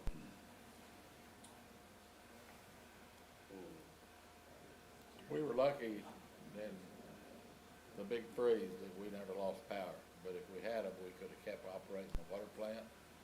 If we had these, we could operate the sewer plant, we could operate City Hall, we could operate finance. police And the department, community center, we fire used it for a department, warming yeah, station. so, Yep. You know, and the same thing holds true if we get hit by another tornado, and, you know, that takes out our power, so, you know, it is emergency management, you have to be ready. And, if you're gonna look to get thorns in the mouth when somebody's funding 90% of what you're trying to do, it's just, you don't need to. It is if we're not, if it's not an actual need, if we're gonna throw 30 grand at something that we didn't need, Well, it just depends not on necessarily a gift. how you define actual need. That's what I'm trying to get at here. There's an actual need there. We just went through it 3 years ago. Okay, but we didn't run out of power. I was gonna say, but then we didn't utilize what we No, didn't we're have. lucky. I have a Maybe question in the we're back. Wait, lucky wait, to wait. keep going. We have a question in the back. Have you guys ever rented generators before, when you Yes. actually needed them? Yes, Yeah. yes. How many times? I don't know, I'd have to ask Jay Evans, but we've run the one at the police department several times. We've run the one out at the water plant several times, and we do keep them up. Pamela, does the one at the police department also electrify your building? So, No, Mayor, but what I would like to add, on this grant right here, this resolution, the number one reason in my mind is for the outlying lift stations. If we lose power out there and sewer backs up and hits the ground, that's a fine every time from TCEQ. That's also why they're mobile. And that could happen quite frequently on our outlying areas, even though they might not be in the city, but still some of our lift stations are out in our county district. So the resolution we just passed doesn't cover all the lift stations? No, not all of them. This one right here, these ones right here are more mobile. So the gentleman made a point about the generators, renting the generators. That's a good point, but during a need when we have to have that, you need to think about other municipalities that don't have generators. They're gonna be written, because these are big generators, they're not the small ones. Sure. Right, so we could run into an issue where, hey, if we need to rent one, it might not be there. That's plausible, it could happen. I mean, I'm saying it would, but, I mean, I could almost guarantee you it wouldn't be there if you have widespread power loss. so my thoughts on this is, we're spending $100,000 on 5 generators, 5, Somewhere. 5. 1, 2, 3. What's the cost of one of them if we just bought one outright? Say we just bought one without a grant, how much will we pay for one of the big ones? It depends on the size. The One, let's say for instance, we had to buy the one for the wastewater, cause that's pretty much, that's my main important one. If we had to buy those two, what would, Pamela, those are the big ones or the big ones? what would, if we had to buy those two outright? You see where I'm going with this? These are about $450,000. So see, we're miles ahead. I mean, I see everyone's point on this, but, I mean, it's one of these things that we hope it doesn't happen, but we have it, in case it does happen. So if we don't need it, it's just gonna sit there? And we've spent But- $100,000. Can we run it and save ourselves on some utilities? Gotta buy diesel. I'm just looking. Well, no, really, it would be very expensive electricity, Yeah, very expensive, so, no, we can't. So, I mean, not in. that part is a joke, I was just. Well, No, Right, but they if they're could not be used, they used just for sit there. running, Same as fire truck. let's say wildfires, and you Okay. needed to set up a huge communications area so that all the different fire departments and planes and everything could talk to each other. You know, you might run that off of the generator, off the bed of a pickup truck. Hence, again, the trailer mount. Yes. I don't have those specs. No, some of them are about will fit in the bed of a pickup, some of them will fit on a small trailer. And these are trailer And then mounted? some of the ones. Not all of them. Not all of them. Okay, well, The some of them- wastewater plant will be permanent. The one at the water plant's gonna be stationary. So, The one at the sewer plant's gonna be stationary. The one at the east lift station is gonna be sanitary, stationary. So, let me And the ask one you- at the community center is so let gonna me be ask you this, the ones that are the mobile, that even though we got the grant for it being here and there, can we use it, say if we need it somewhere else, can we allow to use it somewhere else? Yeah, I mean, we go from place to place to place to Okay. place. I didn't know if it was You like just grant go to specific. each lift station. You Okay, start out at okay. the end of the sewer line, you do the lift Okay, station I there, you got you. come in, you Okay. do it again. Okay, I got you, okay. Yes, ma'am? Lady in the white hand question. Another question? Quick question, the generators for the first two proposals, are those additional generators, or are we replacing generators that we already have? We don't have but one We don't have generator. generators. So these are So new if our- purchases. If our water plant goes without power, we don't have water. If our sewer plant goes without power, we don't have sewer service. Where are we gonna store these new generators? They are permanently mounted on slabs at the locations. At the wastewater Except plant for and the the water ones tower. on trailers. I mean, the water plant. When was the last time we had a power They'll failure be at the stored water? where? On location. During the tornadoes, I just wanna know. The mobile generators, where are they gonna be stored? Is what I'm asking. do what? Where are the mobile generators gonna be stored, is her question. Probably the electric department. Yeah. And outside, like under. No, we have a big building. I understand, and it's pretty packed in there, I mean, I feel like a lot of that stuff gets used and moved around, I just didn't know if they were gonna be tucked off. Our electric people know what they're doing. I understand. Okay, guys. I'd entertain a motion to accept this last resolution. I think our job is to ask these questions and frustrate Bert and, you know, make sure that it is what our, you know, we're supposed to be stewards of this money, so that's the only consent I have, but I'd like to make a motion that we accept this resolution. Thank you, Mr. Shaw. Do I have a second? I'll second it. Mr. Love? Bates? Aye. Shaw? Yes. Post? Aye. Love? Sproles? No, Sproles was no? no. I got quick there, okay. All right, so the next item on the agenda, I'm almost afraid to go here, is the interlocal agreement for 911, emergency 911 public safety answering point service. I'm not as versed on this as you are. You know, we do our 911 calls through Nortex Regional Oh, Planning guys, here. Commission. They service it. A lot of the money comes from the federal government and the state government for 911 service. And basically, we have to have an interlocal agreement. If there's new equipment to buy, they furnish that.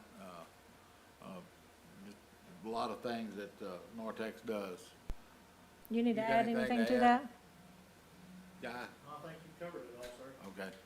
Anytime they replace the equipment, 911 equipment regularly every couple of years, it doesn't cost the city anything, they bring it in, do all the stuff. We just have to agree to answer, basically. So we agreed to get to use it. Right. All right, I'd entertain a motion for us to continue with this project. So moved. Second? Was that Love? Yes, please. Sproles? Yes. Post? Aye. Bates? Aye. Love? Aye. And Shaw. Yes. All right, we're going to move on to, we're going to move on to the city policy, which needed to be updated because of the grants. It's mostly the requirement of FEMA and It is. PD. Well, as you know, the pursuits policy has not been in front of the council since March 19, 2013. Since then, a lot of changes have occurred.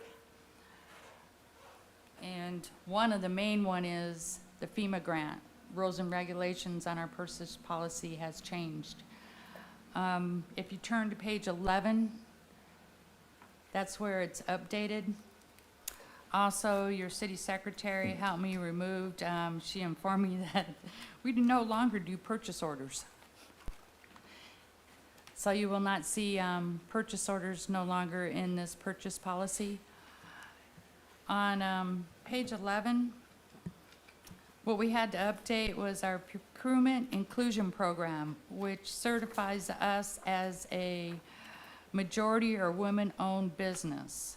We need to offer them the opportunity and/or consider if a business is owned by 51%, either one or more of that business. There's several different avenues that we will need to take a look at and work at. One of them is with our Chamber of Commerce, our website. There's also North Texas, Bert knows this place better than I do, North Central Texas Regional Certification Agency. They will need to be certified before they can fall underneath this criteria. This is an update per FEMA.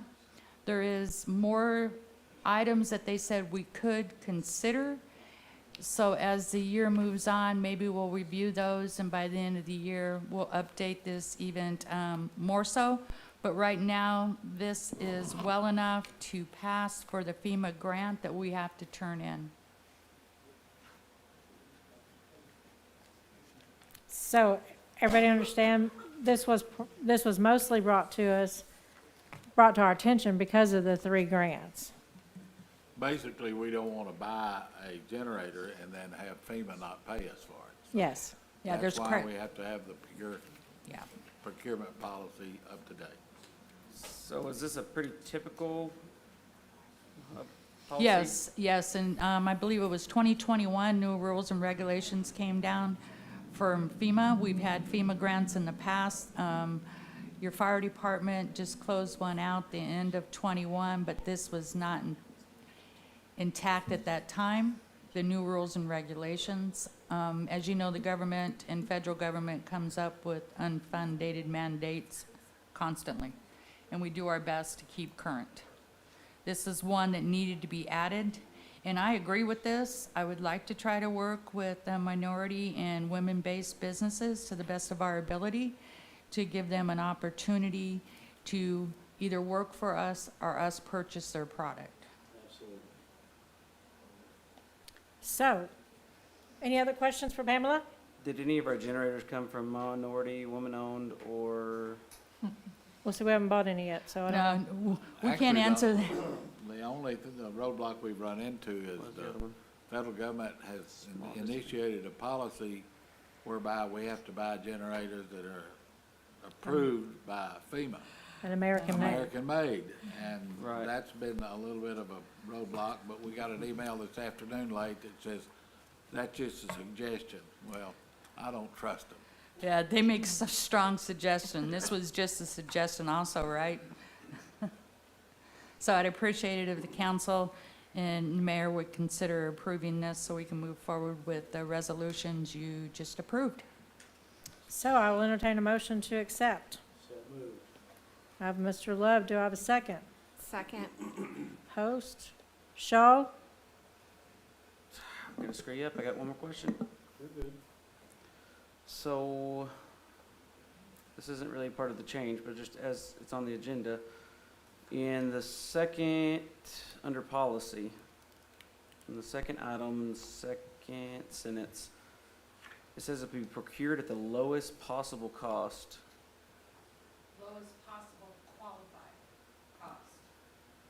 You can have a lowest cost, but that doesn't mean it's a qualified lowest cost. Okay. Then yes. Okay. Love? Aye. Bates? Aye. Post? Aye. Sproles? Aye. Thank you. Does anybody need a break? No, Get this going. just keep Okay. it going. So the next item on the agenda is to accept the bid from BCAC Underground for the Texas Water Development Board Sewer Line Replacement Phase 1, TWDBCW SRF 73893 and HEI number 181002, whatever that means. Good We'll evening, let you go council. with it. My name is Kevin Van Hoosier, and I'm with Hayter Engineering, project manager on the sewer line replacement project for y'all. And we opened bids on August 1st for the Phase 1 of the sewer line replacement projects was consisted of 6 areas of town where we're doing improvements to lines.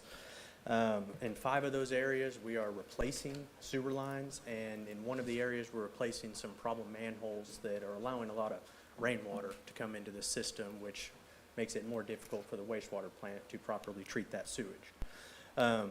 We got 1 bid on the job, and when we talked with contractors the week before, we had 4 contractors telling us that they were planning on submitting a bid. However, we got 1 bid in the amount of $832,802.75. When we first put our budget together for this job, it was back in March of 2020. And through the Texas Water Development Board, we cannot go back and ask for more funds, even with the price increases that we've been seeing. Before we put the job out for bids, which I think we actually advertised for bids in early July, we prepared a revised engineer's estimate on the job based on recent costs, and our revised engineer's estimate was $1.42 million. The bid came in at $832,000. We checked on their references, and this contractor is actually a new contractor. The project superintendent and project manager has over 20 years of experience at another company, but he has branched out on his own, and he has a couple jobs that are currently under contract, but they're less than halfway done, and the references that we talked to regarding them had very positive things to say. But we also asked them to provide us with some references on that project manager and superintendent to make sure his quality of work was good. And every reference we talked to regarding that gentleman was very positive, and I've had a couple discussions with him, and he seems like they are able to do the job, no issue. The bigger thing is that they have a bonding company standing behind them. So the bonding company is willing to issue bonds to them, and the references come back good, then we see no reason to not award them the base bid to BCAC Underground. Okay, so you guys all know that this is related to the $10 million loan a couple of years ago. And this is the first project on that, correct? Yep. First project. Okay, so Stoney, I'll just chime in here. So how many projects do we have allocated for this $10 million? 44. Yeah, I believe it was 44 44. projects. Mm-hmm. Obviously, we're gonna go over budget. Correct. Okay. How much of this are we gonna be able to get done? Realistically, I know that this is somebody else. 75%. I'm sorry? 75%. 75% of At the today's 44 number. projects. That's today's cost. Okay. Okay. And what is the time lapse on, how long is this gonna take? This sewer line Yes, replacement sir. project, approximately 1 year. And starting projects, when can they start? They have crews available to start. The Okay. issue is going to be getting the approval through the Texas Water Development Board on all the contracts. I anticipate we can issue construction, their notice to proceed in probably beginning of November. The beginning of what? November, November? about 3 months. And this is the highest of the priority. I mean, we're doing the highest priority project first? Back in 2020, when we met with Hayter, and we put a list together of our major areas that we had problems in, and we prioritized those, and that's how we came up with these first projects, and that's how we kind of broke them down. So in this bid, there's a total of 6, correct? Correct. Correct. So every bid, I think we're going to try to break it down in either 4 to 6 projects at a time. Okay, So- okay, all right, thank you guys. What area is affected in this? This project eliminates the lift station over in the Rayborn neighborhood and creates a Raber grab. Drive on the backside of Aljo. Yes. And it eliminates that lift station, and we can gravity flow that flow all the way back to the west, to the east lift station. It also involves replacing the line along Zahara. It involves I think it's about 500 feet in front of the school on Lovers. It replaces a sanitary sewer line along an alleyway along Atkins Street. It replaces a sanitary sewer along Virgil Street. And it also replaces a few manholes down, is that Rock Hill Road? I believe so. Yeah, the FM road, 1125.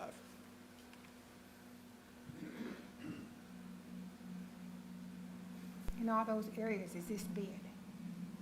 All of those areas is this bid? Yes. All of those areas is this one project. Mhm. And like Stoney was saying, each phase of the project is going to be roughly 4 to 6 projects. Phase 2 of the project is actually going to be installing a new lift station to replace the Glen Hills lift station, because it is very dilapidated and needs replacement in its entirety, as well as replacing the sludge pumps at the wastewater treatment plant. And that was included in the job as well. And then phase 3 will go back into sewer line replacements.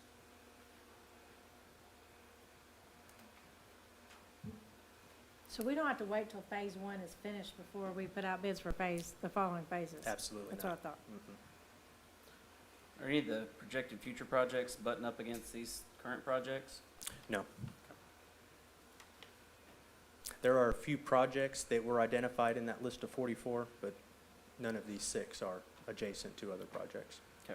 And market price on the equipment and or the materials needed on this, is that stuff staying pretty, is it pretty level right now? Is it still around? Right now, it is pretty level, Okay. is my understanding. I know you guys can't help that. I mean, it's just, Mhm. it is what it is. Yeah, I think we're very fortunate to have a bid that's 33% more than what we estimated it 3 years ago.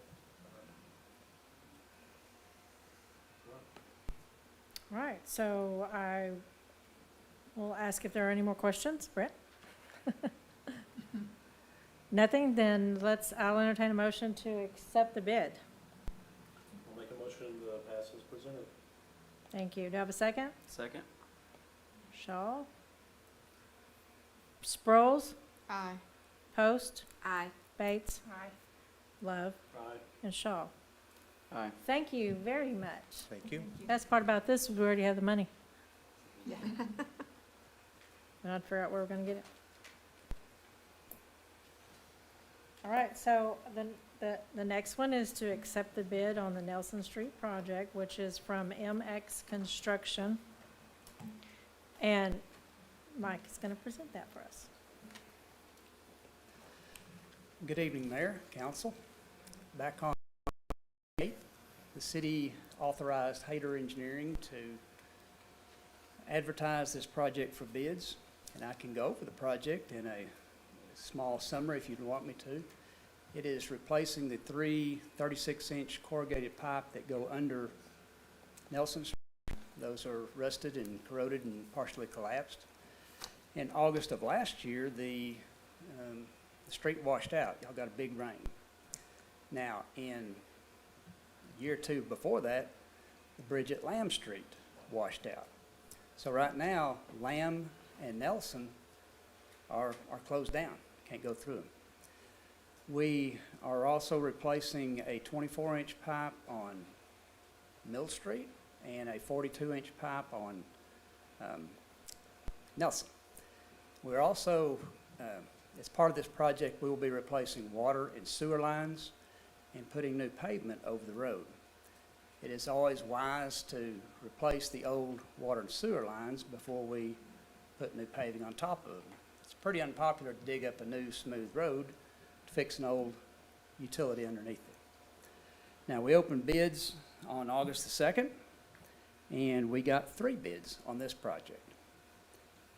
We got one from MX Construction Services, Welch Excavation and Utility, and Graycon Construction. In June, I told you that my estimate of the cost was $3.02 million. And the low bid was $3.008 million. I told you that sometimes I'm way out in left field and sometimes I hit the nail on the head. I don't know which one I'm going to be, but this time we were very fortunate. The low bid came in extremely close to our construction cost estimate. Now, the council also, we were also told to put together a deductive alternate. That would be to take out the Lamb Street portion of the project. Okay. The contractor, MX Construction, offered to give us $1.004 million back if you don't want to do the Lamb Street portion. That's not only the bridge, but that's also the utilities that were associated with that bridge. So if you choose to take the Lamb Street project out, you get essentially $1 million credit, and it could be awarded at $2.004 million. We have checked out this contractor's references. They've been in business for about 4 years. They do this kind of work. And I'm here to answer any questions that project. So last time we spoke, Mr. Tibbetts, we asked you your professional opinion about closing down Lamb. And you said that you didn't feel like it was a necessity, I guess, for people to use here. Is that Yes, am I on the right path on that? Okay. that is correct. I'm sorry. So do you still feel that way? I mean, I know there's only generally 2 people there that want to use that street. I mean, as far as living there, most of it's just a pass through. It is. I pointed out that it might relieve some of the pressure on the school Yes, if sir. traffic can go 2 directions. But it's my understanding that the owner on the north side of the creek doesn't really want the bridge to go through because they've got a dead end that's all to themselves. Now, y'all did ask me though, if we put this deductive alternate in, if we can go ahead and line the channel with concrete to the downstream side of the Lamb Street bridge so that it'll look nice there. And so even though we deducted the bridge out, we had to add a little back in for the concrete lining if the bridge was not going to be there. So that is included in this low number, or in the low bid. So to answer your question, I don't think it's necessary. Might be nice, but $1 million could be better spent somewhere else, I think. Okay. One more question. The contractor on this, are they aware that when they finish this out, that we have projected a park there? And to finish it out in that area, because that area is part of a park, and it's projected we're gonna put a park back there. Do they know that when they finish out, it needs to be finished out as far as we were gonna put a park there? No, the engineer didn't know that. I'm sorry, didn't know that there's going to be The engineer's work starts at Nelson Street and goes back the other way. They're not working on the creek Well, in the park. The face of that is part of that park though, isn't it? Well, I mean, How I don't far know. up that does it go? Yeah. The head The wall. project on the north starts at Houston and Mill, section with Nelson. Then it goes east on Nelson to the intersection with Lamb. If you choose to not take the deductive alternate, then it'll go north across Lamb Street to a street that starts with an H. What is that? Hearn or? Hodge, Street. okay, Okay. yeah. So it'd be from Houston to Mill, down Mill to Nelson, Nelson, from Mill down Nelson to Lamb. That would be the base bid less the deductive alternate. So I think what he's asking is what the head wall is going to look like on the south side of the Nelson Bridge. We will have concrete sloped ends like you might see on a culvert on a highway, a sloped end treatment, except these will be about 12 feet tall. Because our not 12 feet, about 7 feet tall. They're 11 feet wide, 6 feet tall, and then there'll be an additional foot above that because of the thickness of the concrete itself. Okay. What's the impact on the homeowners and people in that area? Fortunately, I think there's only 2 homeowners that will be impacted. Those will be on the west side of Mill, and the entire street will be torn up to put in 2 42-inch culverts, a new water line, and a new sewer line. So they will have to access from Houston or from Nelson. Nelson, yeah. Have we contacted them, let them know what's going on? And they're on board? No. how would you like? Well, no, I understand. Yeah, I mean, you know, there's not much they can do, I mean, Okay. but they realize that the job has to be done, and it's gonna Okay. stop flooding in front of their house and things, but. Because what size water line's over there that supplies them? Well, there's an 8-inch that runs north and south on Mill, and then there's a 2 that goes east on Nelson, but we're replacing that 2 with a 6, and we're putting it in a sleeve so that if there's a problem in it, it can be slid out instead of having to tear out the bridge. So it'll be underneath there, and Stoney can access it from either side and pull it out. State law requires that any water line that we replace in the streets, has to be 6 inch. We can't lay 4 inch or 2. We tap off of that 6 inch on the house with a 1 or 3/4 or 2 inch, whatever, so that's it. How many times has this specific area been brought up, studied, engineered, and all this stuff over the years? It's never been engineered as far as I know. Y'all hired a company called Half and Associates to do a study of that entire branch, and their recommendation was these 11-foot wide by 6-foot tall box culverts. We're going to have about 9 times as much open in the openings that you have there now. They didn't do any engineering, they did a study to determine how much water is coming through there and what their recommendations were. There was no engineering done. That's like we correct. have, so. That's correct. So what are we? Diana? Just a quick question, and Di, you may be able to answer this from your, put on your school board hat. The $68.5 million bond for the reorganizing the schools, aren't they moving the entrance to that, what would be the junior high then, to the other side of the building? The current junior high and that bond proposal will become the administration building, but on the lot beside it, where the old East Ward set, that No, I'm would be talking the about what's intermediate currently school. the intermediate school. The current intermediate school, the 800 North Mill, that bond proposal is to move the front door to the back parking lot to take as much traffic off the street as possible. Okay, so if it matters to anybody here, from somebody that's run 2 kids through all of the schools for multiple years, the only use that Lamb Street had to anybody that didn't live on it was cutting in and out to get your kids dropped out to school. If the entrance to that school is on the other side of the building, I don't see a true purpose of reopening Lamb Street, Right. personal opinion. Right. The only time it was used for a true street, was to get to the school. Hey Bert, how quick does your water recover? You have a real good hard rain, your 2-inch rain. That creek, it's a creek, right, that runs through there? How long does it take that to recover where all the water is running drained out? 2 hours, 2 days, what? Oh, Pretty quick. if you have a 3 or 4 inch rain, it'll run out pretty fast, but the problem is because of the small size culverts that are under there, the roads will get inundated. I understand, but how long are you saying it will take to run all that water through there and the road recover? Depends on how much rain, all that sort of stuff. Well, Mike, with this new bridge, it's obviously, he said, a lot bigger. I think the 2 or 3 hours is probably a reasonable estimate, but let me warn you that infrastructure problems are something that have built over the years and don't get quickly fixed.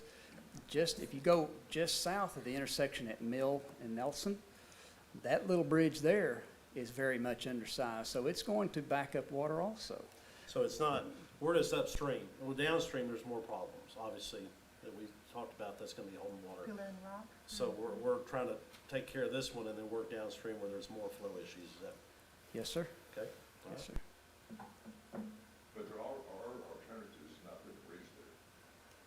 Well, people have asked me if we ought to just put a low water crossing there. Would that be adequate for you? Well, if the water recovers in a couple hours, they're not using it now anyway.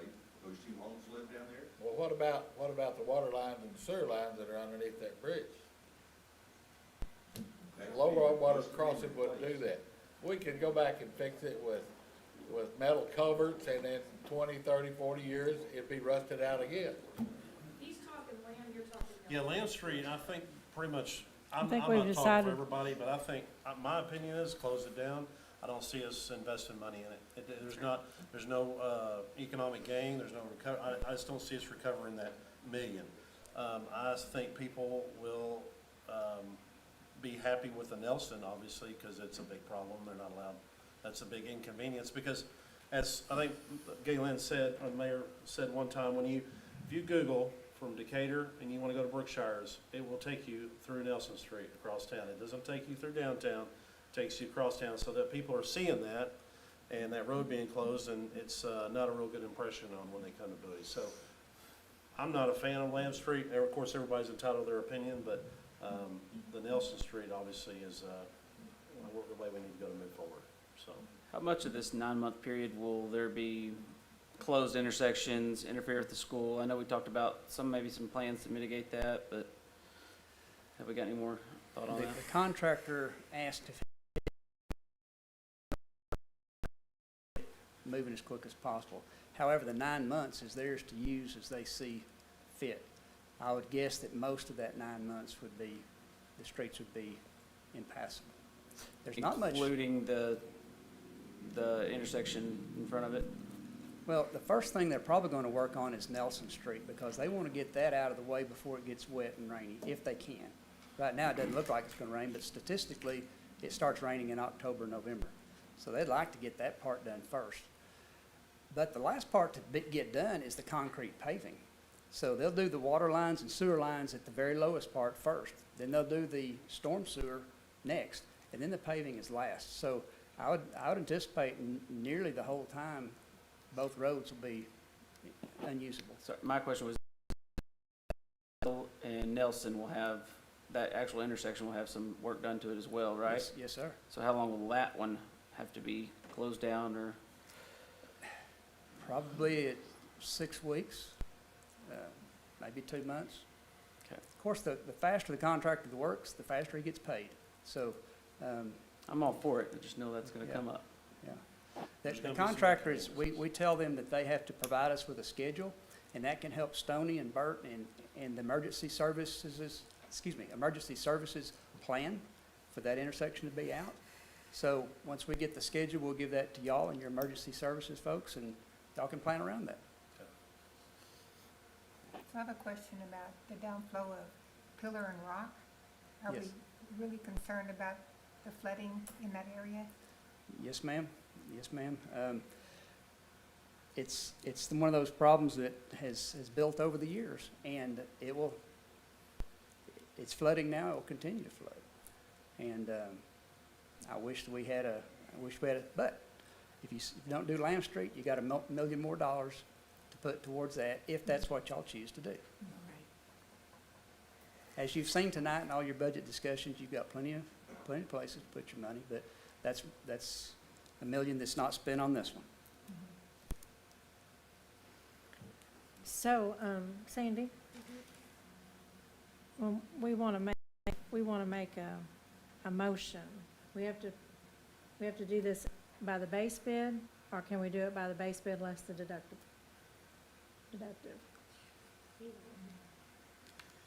All right, so then. Let's do base bid less deductible. So, all right, well then, I would like to entertain a motion. And again, this hasn't really been discussed yet, but I guess we're about to find out. For the base bid, less the deductive alternative bid, which would be $2,004,368.20. That does eliminate the Lamb Street project.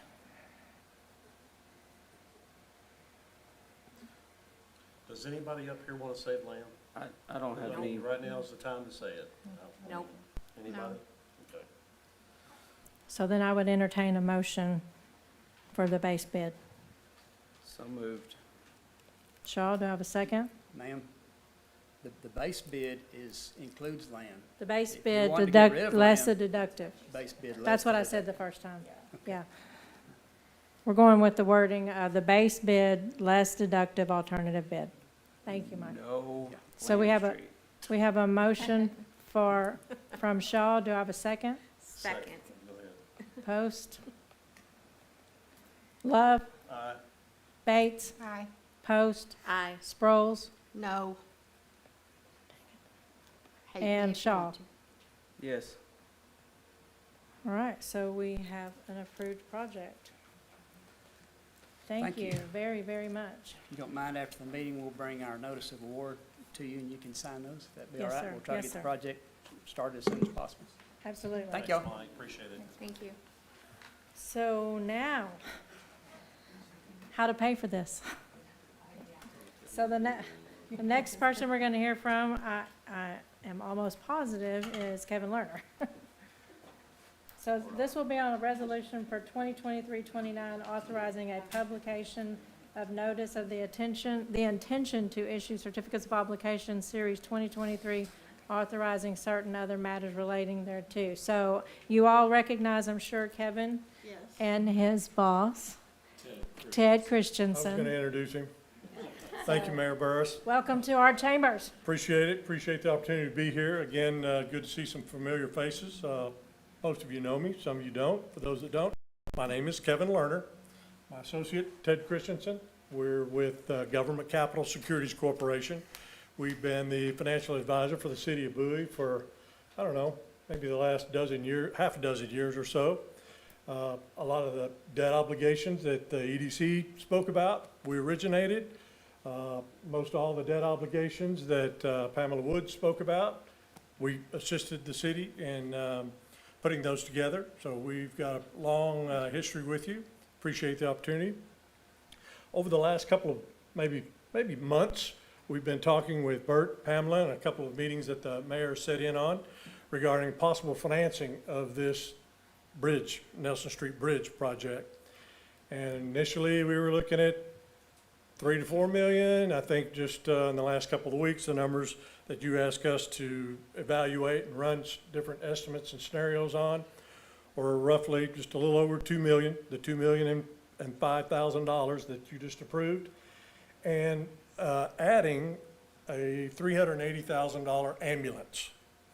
And so when looking at that, you know, ambulances and equipment, you don't necessarily want to finance over such a long term as you might want to finance infrastructure like a bridge.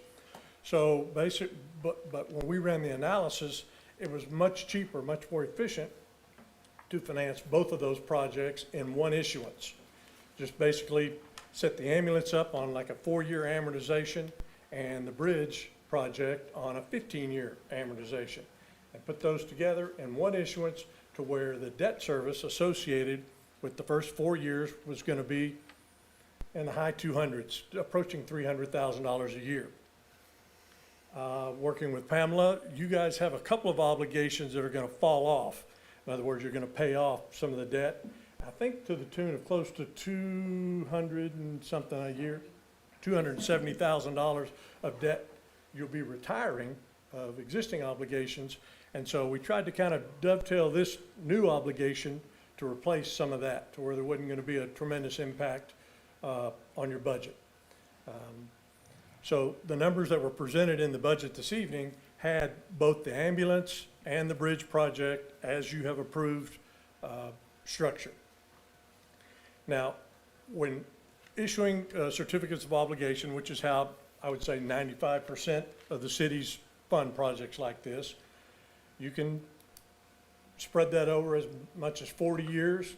In talking with Bert, Pamela, we kind of thought that the 15-year term worked well with the retiring debt, and it kept our interest rate as low as we could get.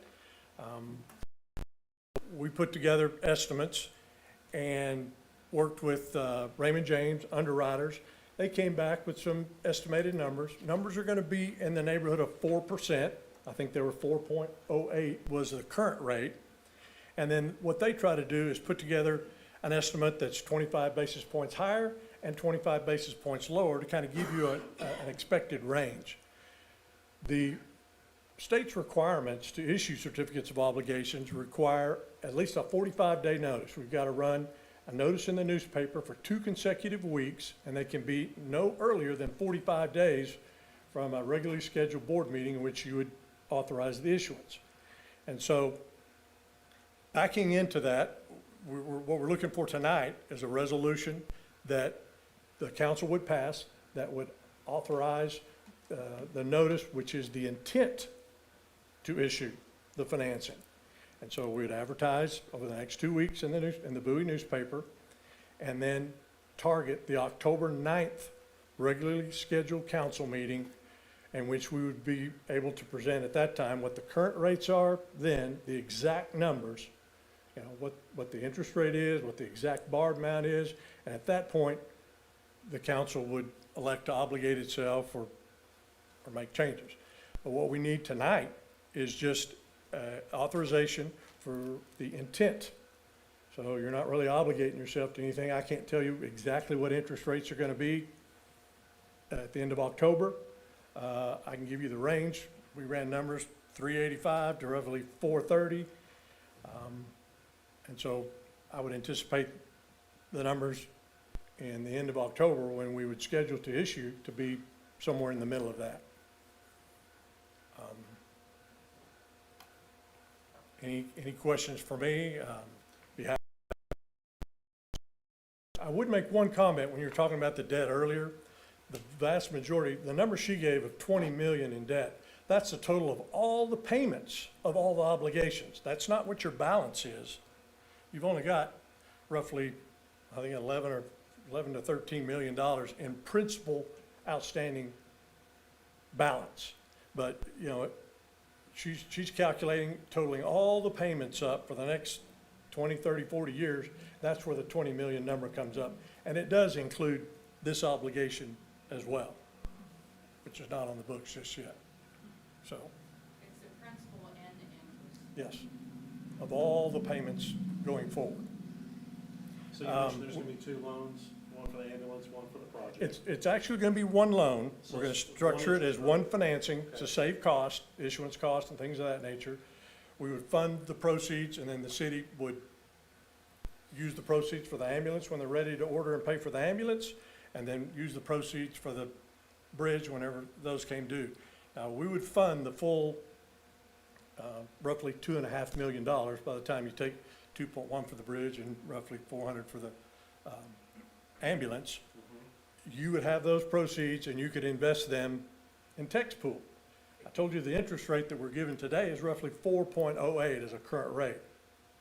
I think Mr. Wallace was talking about earlier about the EDC has their money invested and it's earning roughly maybe close to 5%. So you do have some arbitrage issues that limit what you can earn, but I guess what I'm trying to say is the interest costs associated with this can be offset somewhat by the funds being invested before they're spent. So we would fund roughly $2,385,000, and the city would invest those proceeds until such time as they're ready to pay for the ambulance, such time as they're ready to pay for each phase of the bridge project. So speaking of that arbitrage issue, what is the number? Is it a cap number? We can't earn more than we've had to pay out, or we'd be safe for a year? You'll be safe for a year. It's Okay. a relatively complicated calculation, and there we have people within our office, that's all they do, and they spend a lot of time doing it. But generally speaking, you cannot earn more than the interest that you pay. So if you're at a 4% interest rate on those borrowed proceeds, you can't invest borrowed proceeds in an amount excess of that. Now, you have a certain amount of time. You will be spending those proceeds. You won't have the full use of the proceeds Right. for investment purposes. So I mean, 6 months, you might have a portion of those proceeds invested at an amount higher than the borrowed rate, but they won't amount to, It would never amount to what we're going to spend. that would be my estimate. You hear that, Pamela? When we get ready to invest, we can consult with Kevin and find out exactly, you know, how much or what interest rate or whatever. Tax pool, all of those, Your arbitrage people can keep us. we can help with that. I don't think you have an issue with this, with the short amount of time. Normally, those are associated with big school construction projects where you've got 2 or 3 years of the money sitting there Yeah. prior to being spent. Well, all I know is for $2.5 million for us, 5% in a short period of time is a lot better than the 1% we paid in the past. Exactly. So it would, could be, you know, in the tens of thousands. I'll toot my horn here just a minute. When we were talking about the City of Bowie's debt, in the previous years, we did everything. We took all the debt that was refinanceable back when interest rates were low 2 or 3 years ago, the debt that was outstanding for the community center, we took from a 4 1/4 down to a 1.6% rate, saving the city a lot of money.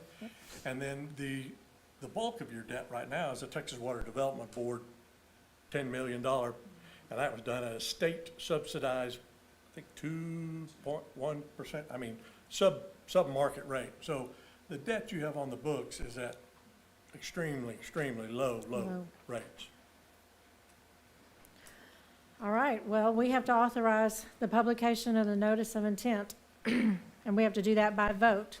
So I would entertain, if there's no more questions, I would entertain a motion to accept Resolution 2023-29.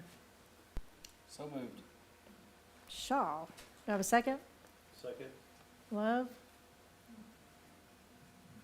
Sproles? Post? Aye. Bates? Aye. Shaw? Yes. Love? Aye. Wow, Thank you very much. thank you. We'll be back October the 9th for sure, possibly before that to answer any Ted, questions. I'm sorry he didn't let you speak for that. It's terrible. Thank you again. Appreciate it. Thank you very Thank much. you, David. So, that's the last item on our agenda? Oh my gosh, that can't be. So we're gonna adjourn tonight at 8:11. Thank you, Ted. What